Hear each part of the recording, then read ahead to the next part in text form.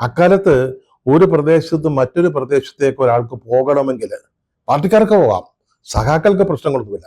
സാധാരണക്കാർക്ക് പോകണമെങ്കിൽ അതത് CPI-യുടെ, അന്ന് CPI അവിഭക്ത കമ്മ്യൂണിസ്റ്റ് പാർട്ടിയാണ്, CPI-യുടെ ലോക്കൽ ഏരിയ കമ്മിറ്റി സെക്രട്ടറിമാരുടെ പാസ്പോർട്ട് വേണമായിരുന്നു, കത്ത്. അവർ കത്ത് കൊടുക്കണം, ഇന്നയാളിനെ ഇന്ന സ്ഥലത്ത് നിന്ന് ഇന്ന സ്ഥലത്തേക്ക് പോകാൻ അനുവദിച്ചിരിക്കുന്നുവെന്ന്. ഇത് വെറുതെ പറയുന്നതല്ല.